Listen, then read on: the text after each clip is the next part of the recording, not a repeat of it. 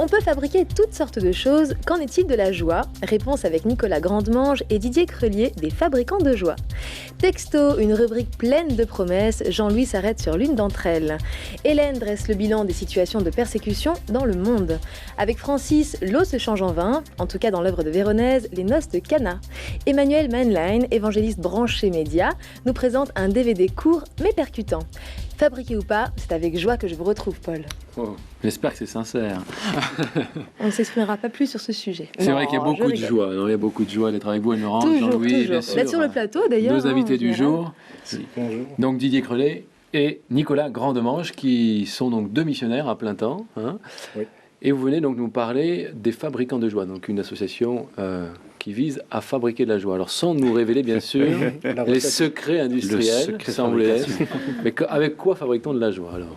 La recette. Vous voulez vraiment la recette maintenant? La recette maintenant. Je ne sais pas si on peut faire ça.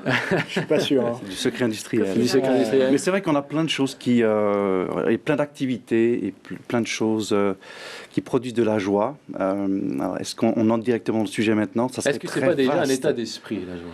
On va dire que c'est ça. C'est une excellente réponse. Excellente réponse. Bon, j'ai bien répondu pour vous. Vous voulez pas en dire plus maintenant? Bon. Non, mais le terme de fabricant de joie, c'est les enfants qui l'ont trouvé.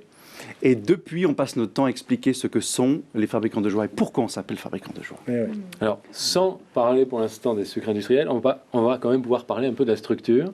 Donc, si j'ai bien révisé, c'est une structure qui a été créée aux États-Unis, donc en 1976, qui a démarqué en France en 86, Exactement. et qui aujourd'hui est implantée dans une centaine de pays.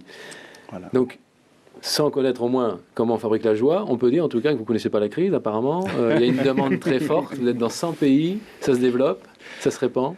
Oui, ça continue à se développer. Bon, il faut savoir que les fabricants de joie se développent aussi par l'intermédiaire de Jeunesse en Mission, parce que les fabricants de joie sont un département de Jeunesse en Mission, que Jeunesse en Mission est implanté dans le monde entier, et que donc, à chaque fois que des missionnaires ont des enfants ou des choses comme ça, généralement ça commence comme ça. Formateur, conférencier, professeur, sur le sujet, on peut vous qualifier de passionné d'évangélisation. Alors, qu'est-ce qui vous plaît tant que ça dans l'évangélisation par rapport au travail, disons, de pasteur ? Alors, ce qui me plaît, il y a plusieurs choses. Ce qui me plaît déjà, c'est la particularité du message de l'Évangile, que je trouve être un message enthousiasmant, puisque c'est un message qui m'a interpellé il y a bien des années de cela maintenant. J'avais entre 22 et 23 ans, et j'ai découvert la foi chrétienne d'une manière toute nouvelle, et ça m'a tellement bouleversé que j'ai eu envie de partager ça avec d'autres personnes. Et puis ensuite, ce qui me plaît aussi dans mon métier, je dirais, on appelle ça plutôt un ministère, ce que j'apprécie particulièrement, c'est pouvoir travailler avec des églises de différentes dénominations, de pouvoir changer de culture aussi, rencontrer des personnes qui pensent, qui croient différemment et voir comment est-ce que moi je peux leur communiquer donc ce message de l'Évangile. Alors ça se fait avec différents outils, mais aujourd'hui vous êtes là pour nous présenter un des outils qui est le DVD. Bon, on en parlera après, d'abord on va regarder un extrait.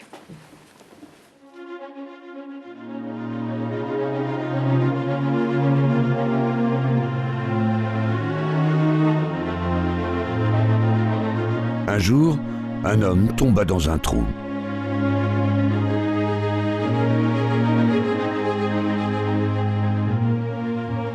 Pris au piège dans cette fosse, il ne pouvait plus s'en échapper.